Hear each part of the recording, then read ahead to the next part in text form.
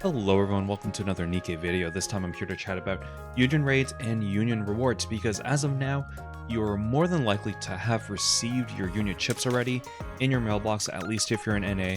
I know on some other servers there's a bit of a delay and even a rumor that some guilds were cheating and that they're still fine-tuning the results, probably taking some guilds that cheated out of the equation and giving the rewards that you deserve. In any case, we're here to determine what rewards you should buy from the guild chip shop. So your first option is to get a spare body for Guilty, Quency, or Sin. Now from the early analysis, we've already seen that Guilty is pretty darn good at what she does. The other two, not so much unless you want some eye candy. They're all very good options. But in any case, when these free liberation units were announced, for most of us that were still stuck behind the 160 level wall, we thought this is our salvation. We're going to get a free Limit Break 3 character that will help us push the 160 wall and get past it. But we know for a fact that is not true. As you see from the Liberation page, you need 3,600 points to unlock your first copy of one of these characters. Now doing the math here, if you're a player that does not use gems to refresh your missions, you can get a maximum of 60 points per day. In combination with the free mission refresh trick to get an extra 300 points in total, that's about 60 per milestone. And if you're not sure how to do the free mission refresh trick, you can find a link to the video in the top right.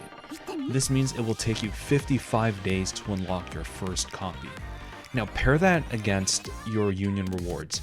I'm in a pretty darn good Union, placing just shy of 40th place, getting us 4,500 chips. Now, more than likely, you're somewhere either diamond and below, because face it, you're not a challenger, you're not in the top 10 guilds, which gets you 5,200 chips or above. So let's say very optimistically, you're in the top 100, you're somewhere in diamond, the average chip reward would be 4,450. Now let's do some more math here. Considering a spare body is 15,000 chips, given that you'll earn an average of 4,400, this means you need 4 guild raids to fully be able to purchase 1 extra spare body. And for 3 spare bodies, it means you will need a rounded 11 full guild raids to buy all 3 spare bodies to get a full Limit Break 3 Liberation unit. And at this point, we still don't know how often guild raids will come around. We know co-op is bi-weekly, it's a 3-day event. In contrast, guild raids are a 7-day event, so I would guess it occurs once a month. So this means it'll take you 11 months, nearly a full year, and hopefully, if you don't have really bad luck, you should be past that. You should be way past that 160 wall. Now, even if guild raids are bi-weekly, this just brings it down to 5.5 months, which is still a really long time to wait. Now, you might argue that getting a dupe helps increase your combat power, which is true, but you get even more overall power increases by leveling your cube. So you can see here by limit breaking Belorda, your combat power increases by 100.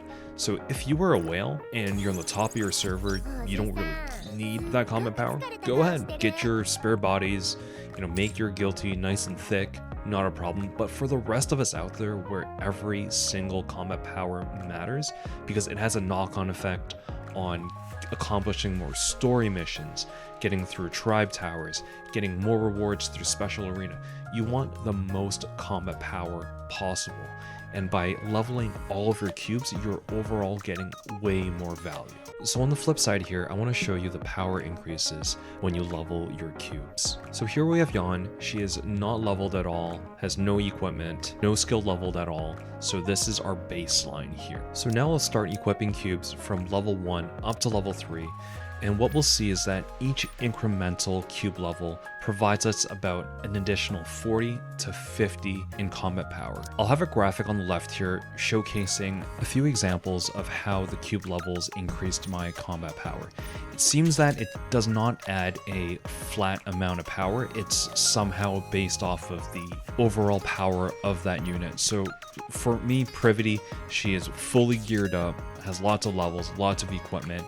By equipping a higher level cube, I had increases of 50 to even 57 for a level 3 cube. Compare that to someone like Idolocean, who's not even leveled at all. The increases in level only gave me about mid 40s to just shy of 50 combat power. A quick PSA before anyone buys any batteries from the Union shop. There is an issue on EN as of February 5th where the item description does not match the description for the Resilience and Bastion batteries. Long story short, if you want to buy the Bastion battery, make sure that the description under item info refers to the Bastion cube, and same for Resilience battery. Make sure that the description refers to the Resilience cube. So finally, now we need to decide which cube to upgrade. In my opinion, the Resilience cube is the best bang for the buck. Every single unit can take advantage of a decreased reload speed, and especially if Scarlet is your main DPS, given that her bottleneck is the reload speed, this will give you so much more DPS going forward. Coming in second is the Assault cube, mostly because I more often than not have a shotgun unit on my team. This helps increase the hit rate, which means there's a tighter spread and more chances of any pellet hitting the core, which provides extra damage. And I know overall, all my shotgun teams are relatively weaker than the rest, so especially for Special Interception Gravedigger, I know that my shotgun team can benefit the most by having an upgraded Assault cube. And last but not least, the Bastion cube also gets a huge shout out. By increasing your mag size, this is beneficial to any Nikke that has it equipped because it allows them to output more DPS overall. So in the end, which cube you decide to upgrade first really depends on what characters and what comp you use the most. If you use a rocket launcher sniper rifle team that's like built around Alice, Onslaught would be a really good choice for you. One thing to keep in mind though is that the upgrade cost for cubes does not follow a linear curve. Once you want to level from 3 to 4, the cost is 30, not 10 as you've seen in previous levels. In any case, I hope this guide and analysis has been helpful to you. If you did find it helpful, I'd really appreciate it if you can drop a like and subscribe. Hope you do really well in your Union raids. If your guild isn't active, now's the time to change because guilds are locked during Union raid. I'll see you in the next one.